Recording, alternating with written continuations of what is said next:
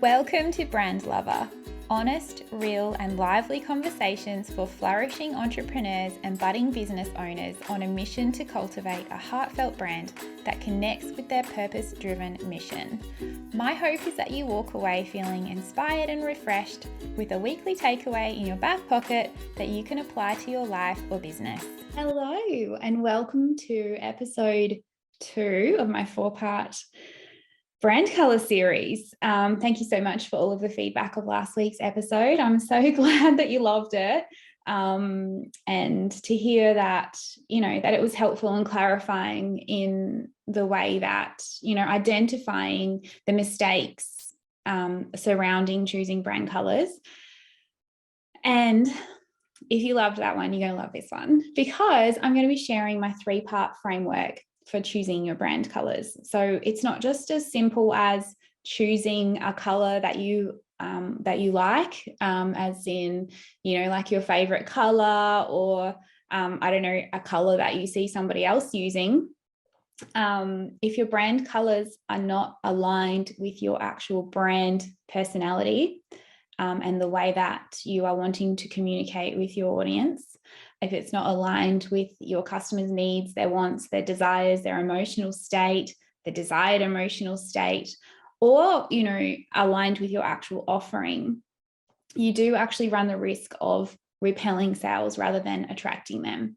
And I just wanted to remind you, if you haven't listened to last week's episodes, go and do that now. But just as a reminder, a little refresher, that the key thing you need to know before you do anything that communicates your message in any way, and this includes your brand colors, is to have your brand foundation in place and be really confident in your brand strategy. This is the thing that you're always going to be coming back to as a guide, not just in setting up your brand, but when making any kind of decisions when it comes to communicating with your audience. And sort of as you progress through that journey,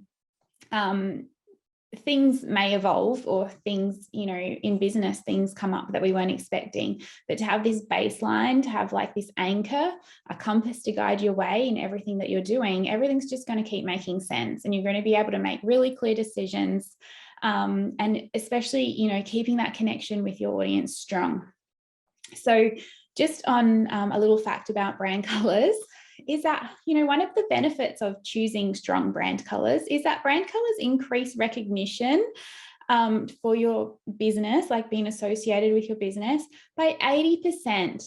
So as opposed to a business who maybe changes up their colors a lot, or uses, like lots of different colors in different situations. So I just wanted to reiterate, do not be tempted to choose colors just because you like them, okay? Yes, of course, your color palette needs to be aesthetically pleasing. It needs to be pretty, but it's not about you. You need to make it attractive to your dream customer. Not necessarily, it might be you, maybe your dream customer is you, but they do need to communicate how your product or service is going to make this person feel. So one of the biggest takeaways here is that by having your brand strategy defined and being applied to your marketing, it's integral to creating an aligned and impactful brand, one that is remembered, one that is loved, one that is recognized in the marketplace. And this takes time, but is important to set it up properly from the beginning, and for it all to make sense. That's why going through this process is so important. Remember that a strategy is just a plan, so don't get overwhelmed by it. That's why I'm here. I'm here to help you. So this is what the moment you've been waiting for, my 3-step framework for choosing your brand colors. Okay, step 1. You need to have a crystal clear understanding of your best ever customer, a profile, a customer avatar, a dream customer persona. Traditionally, this is known as your target market. But your client avatar is a really clear picture of that one person who needs your product or service the most. You really need to get into their head and their heart. And there are various ways to do this. Brand Alchemy, my signature brand foundation course, includes my signature process in how to create your customer avatar, how to discover that person, and really know that it is correct, because this is something that I know a lot of custom business owners struggle with, is that they hear this thing, they hear this phrase thrown around. They may have done a few exercises here and there, but there's still some confusion. There's still some second guessing. Okay, it needs to be 100%. You know that that's the person. Okay, so step number 2 in this process is to really know how they're feeling. And understand why they need to know, why they need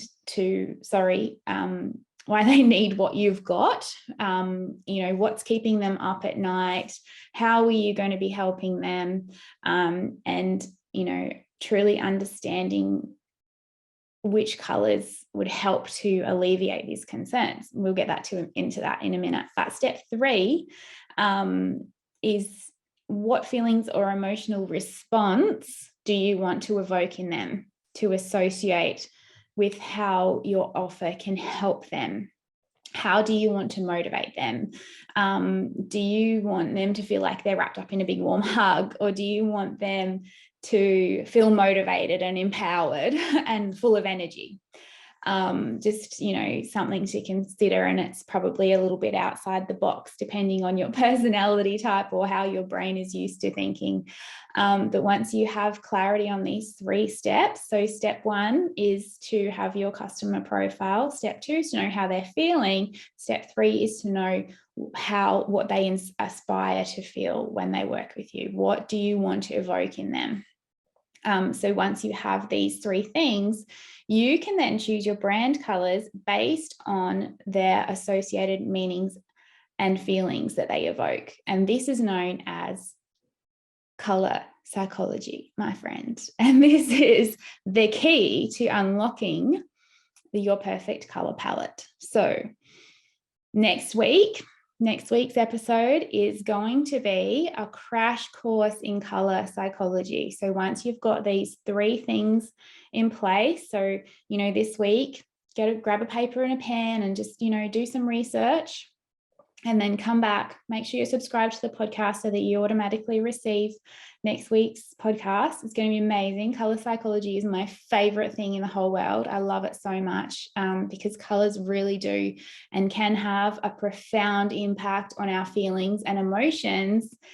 And huge reminder is that 100% of purchase decisions are made with emotions. All our logical brains are doing are justifying our decisions made by our emotions. So when you think of it like that, everything that we do when we're crafting our visual brand and even our core elements and our brand strategy and our foundation, everything is based on feelings and emotions. And that's how important it is. And that's why it's so important, because that's how decisions are made. So thanks so much for joining me for another juicy episode of the Brand Lover Podcast.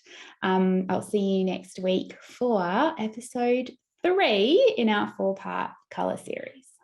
Thank you so much for listening. If you loved this week's episode of Brand Lover, take a screenshot of wherever you're listening and share your biggest takeaway on Instagram or Facebook, and don't forget to tag me.